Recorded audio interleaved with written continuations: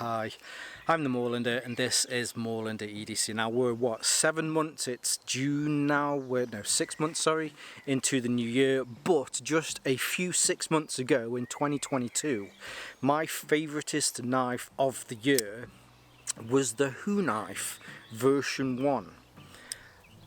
Small UK company, and yeah, excellent materials, M390, titanium scales. It's like, how's he going to beat this?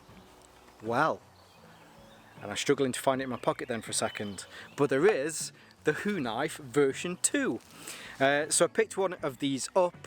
Thank you to Carl for sending this my way. Yes, let's compare the two of these. Now there is a Hooknife version 3 in development.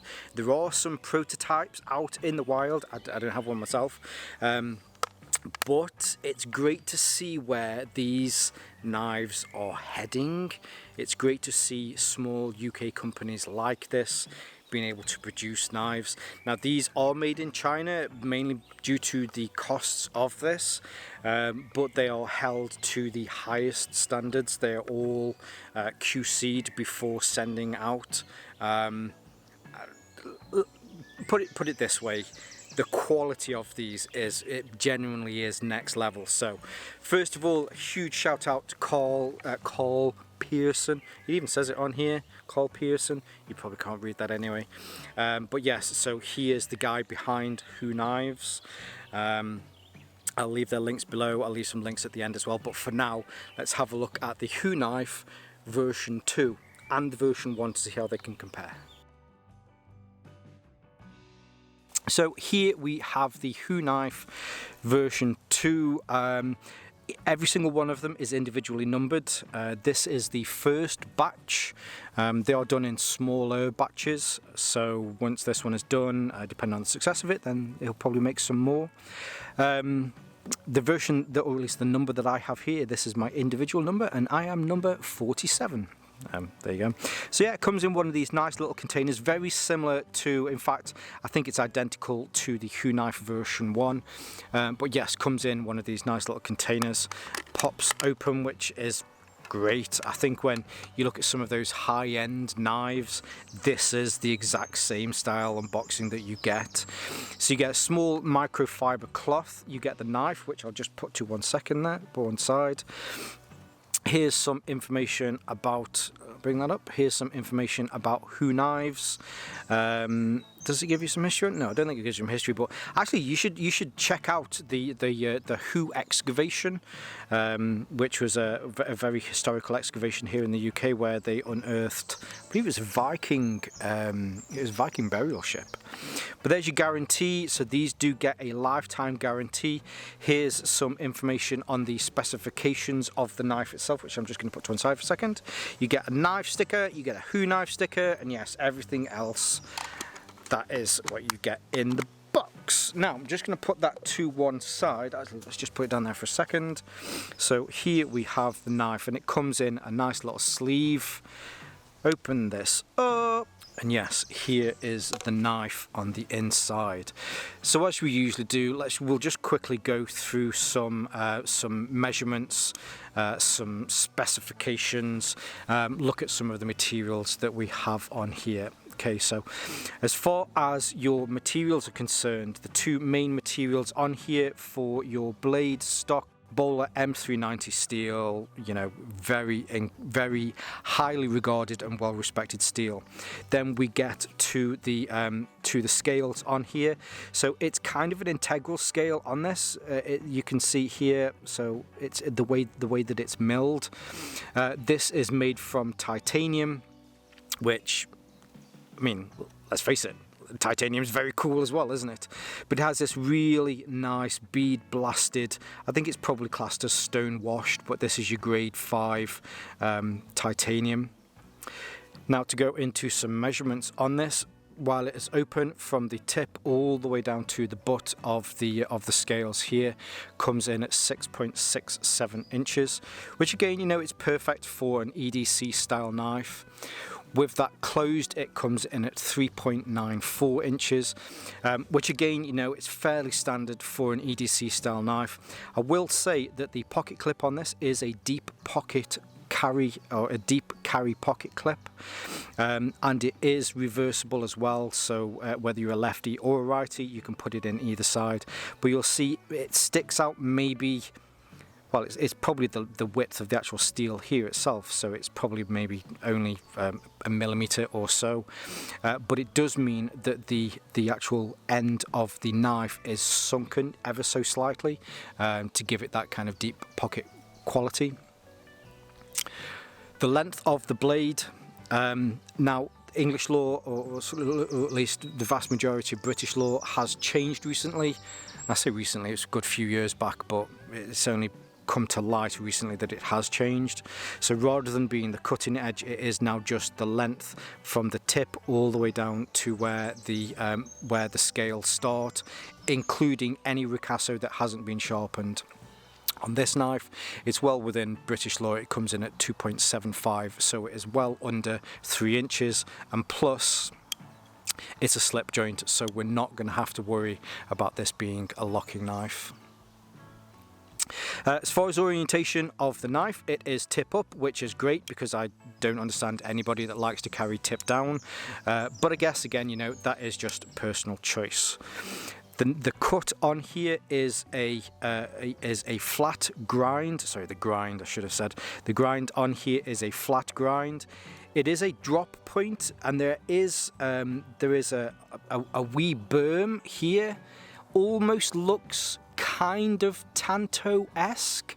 I'd probably say that it's more Tanto inspired, because if you look at the bottom here across the belly through to the tip, it is one single radius, whereas where you get up to the grind to where the ricasso is here, it's actually the ricasso itself that has this joint in it.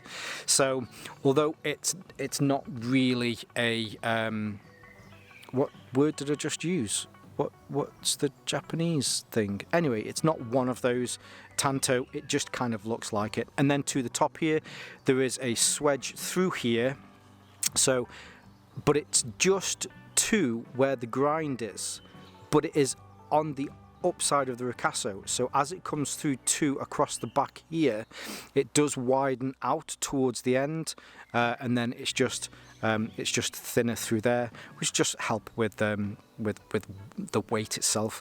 Now the weight on this, you really don't need to worry as far as weight is concerned. It comes in again, you know, kind of around the same weight that you get with a lot of these sort of knives, maybe just a little bit lighter because of the titanium scales on here. Comes in at 96.9, let's just call that 97 grams. Now, we'll say, so the thumb stud on this does have a habit of coming loose. What I usually do is, with these sort of reviews, is I leave it as it comes from the manufacturer. Carl has had and has mentioned with these that just need to use a little bit of Loctite on there. I know that there has been some feedback on these coming loose. And yeah, just a little bit of Loctite on there, but I, you know, as I say, I always leave them in the state that they are sent to me in, and it does have a slight habit of coming undone, but yeah, I will put some Loctite on there. Now, as far as the construction on how this is put together, it's very similar to your typical style knife. You have the pivot pin here, and then you have two spacer barrel pins here at the back. Now, I say spacer barrel pins, but when I turn this over, hopefully you'll be able to see that it does have an internal or an integral spacer in there. Then on the inside, this is where your detent is. So the detent is milled into the actual scales themselves. It's a double detent, and it is a spring detent from the outside to pinch that.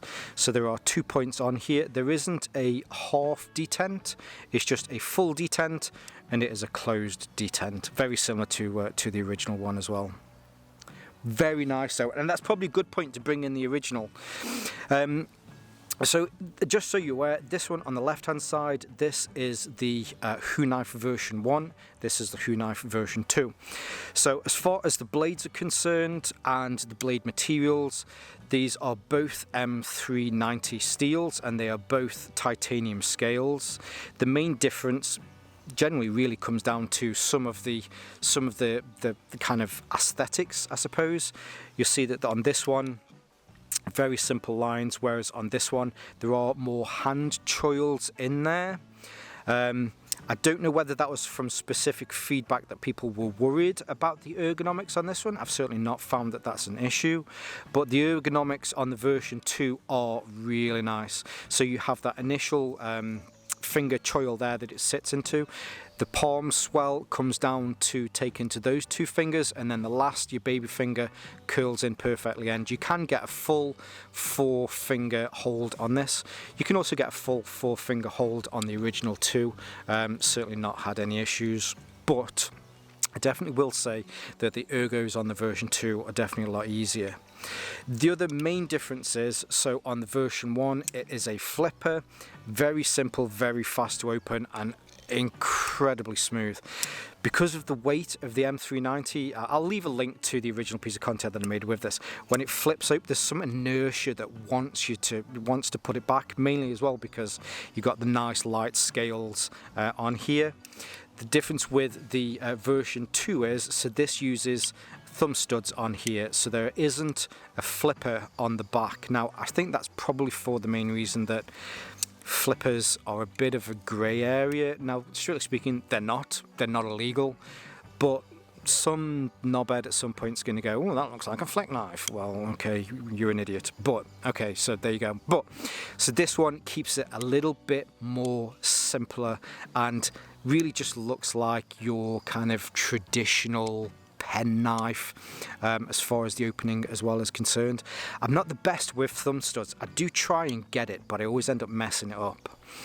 You've also got a sharpening choil on here as well, which on the original there was no sharpening choil on there, but if you're so inclined, being able to add a sharpening choil onto that is not particularly difficult at all.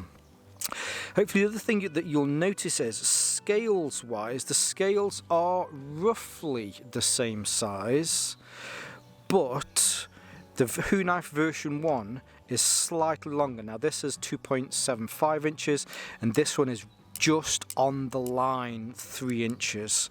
Dependent on the police officer that you get, if you are asked to show your knife, it's skirting the edge. It's probably 2.999 inches, whereas I think going for the 2.7 inches certainly doesn't leave any room for any sort of argument, which again I think is probably a good decision.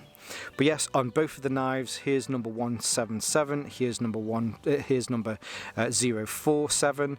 You've got the little HooKnife logo on there as well. Now on the version 1 it does say Carl's name here on the back. It doesn't say it on this one.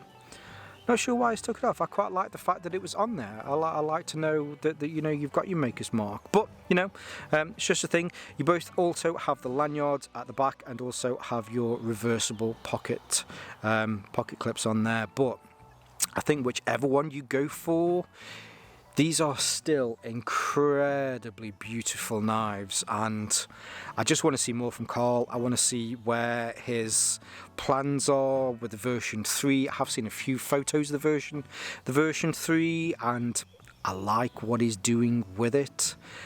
So yes, so here are, this is the HooKnife version 2 against the HooKnife version 1. Now I think the version 2 for me is the correct and maybe logical step for HooKnives to take their knives. That's not to say that there was anything wrong with this. In fact, I still really do love this knife. If I was to choose between the two, it would be difficult to choose between them. I like the fact that there is the flipper on this, but I think this is the logical way for these to go. Although flippers aren't illegal, there's probably going to come a point where somebody goes, isn't that a flick knife? No, it's not. It hasn't got a mechanism on there. It's just a protracted tang. But at some point, some boffin in the government's going to go, no, I hate when that day will come. So removing that off there and sticking with a thumb stud makes it very easy to be able to one hand open this, or, you know, should you be in a country where you have to two-hand open something, you can take the thumb stud off there and it still is within your laws because it needs to be two-hand opened. Still excellent materials. You've got your M390 on there, you've got your titanium scales. The detents on this are ridiculously strong. I think HooKnives have done it again with another great knife. Now, if I remember rightly, the version 3 is more of an amalgamation between the two of these. So I think you get the thumb stud and you also get the flick, but I need to triple check that. I'm sure I can find a picture and I'll leave it here. But yes, another very nice knife from Carl over at HooKnives. Now again, as I said before, so I'll leave some links below so that you can see more from HooKnives where you can pick some of these up. They are limited runs. I think he still has plenty of the first run. We might be getting close to the end of the first run, but once all of those are sold, then he'll look at maybe having a second run done, or whether that will be just in time for the version 3 to come out. But yeah, so I'll leave some of his social media links below. I'll also leave some of mine as well. And yeah, for now, stay safe, stay Moorlander, and stay EDC. Okay, so here we have the knife. We've also got Norman. He wants to come in for a little bit here, but I'm afraid, Norm, you might just have to go. Oh, you've got something messy in your eye there, matey. Come on, out you go. Where were we? Me perving over knives. That's where we were, in the middle of the woods somewhere with a dog.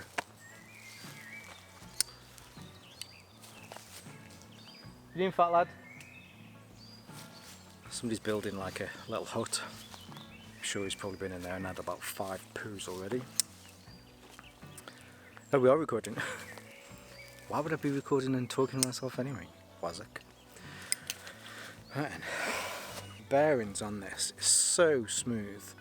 I've probably over tightened it just a little bit, so I've struggled, you've probably noticed on this, to get it out.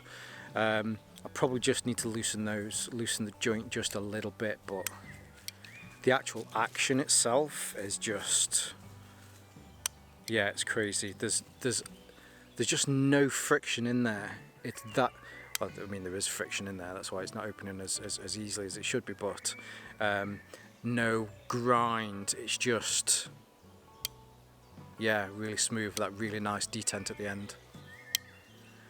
Yeah, it's a great knife.